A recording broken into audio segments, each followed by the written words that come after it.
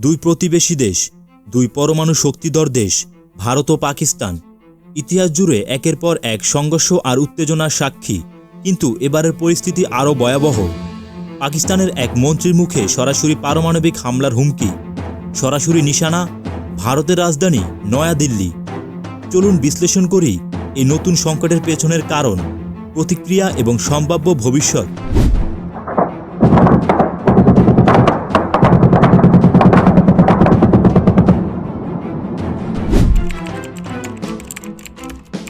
সন্ত্রাসী হামলায় বেশ কয়েকজন নিরীহ মানুষের প্রাণহানি ঘটেছে। ভারত সরাসরি দায়ী করেন সীমান্ত পেরিয়ে আসা জঙ্গি সংগঠনগুলিকে, যাদের মদতদাতা বলে তারা পাকিস্তানকে অভিযুক্ত করেন। এরপর থেকেই উত্তেজনা আরও দ্রুত বাড়তে থাকে।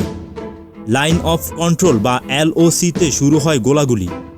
ভারত সেনাদের অভিযোগ, পাক সেনারাই প্রথমে গুলি চালায় আর ভারত পাল্টা জবাব দেয়।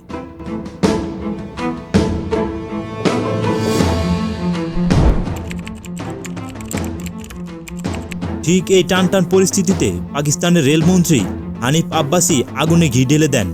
তিনি বলেন, পাকিস্তানের 130টি পারমাণবিক ক্ষেপণাস্ত্র ভারতের দিকে তাক করা আছে। এগুলো সাজিয়ে রাখার জন্য নয়, নয়াদিল্লি সহ ভারতের গুরুত্বপূর্ণ শহরগুলির জন্যই সংরক্ষিত। তার হুমকি ছিল পরিষ্কার, যদি ভারত পাকিস্তানের পানির প্রবাহ বন্ধ করে দেয় তাহলে যুদ্ধের জন্য প্রস্তুত থাকতে হবে। এমন প্রকাশ্য হুমকি দুই দেশের মধ্যে ভয়াবহ পরমাণু যুদ্ধের আশঙ্কা আরও বাড়িয়ে দেয়।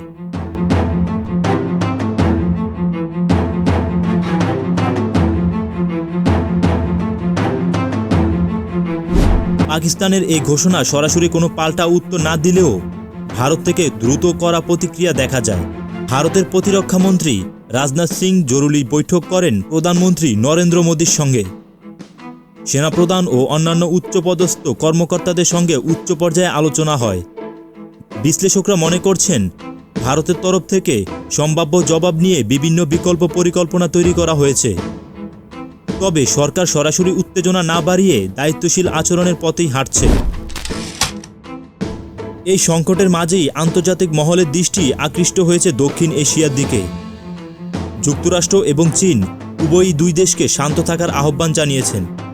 ওয়াশিংটন বলেছেন, তারা নয়াদিল্লি এবং ইসলামাবাদের সাথে সার্বক্ষণিক যোগাযোগ রাখছেন।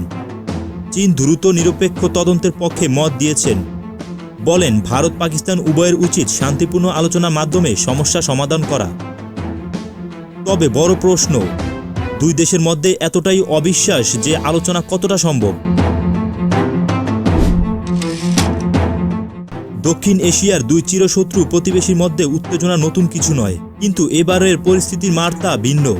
যখন সরাসরি পারমাণবিক অস্ত্রের হুমকি সামনে আসলো, তখন তার পরিণতি হতে পারে আরও ভয়াবহ। বিশেষজ্ঞরা বলছেন, একটা ভুল বোঝাবুঝি কিংবা উত্তেজনাপূর্ণ পরিস্থিতি যদি নিয়ন্ত্রণের বাইরে চলে যায়, তবে তা কেবল ভারত পাকিস্তান নয়, পুরো বিশ্বকেই বিপদে ফেলতে পারে।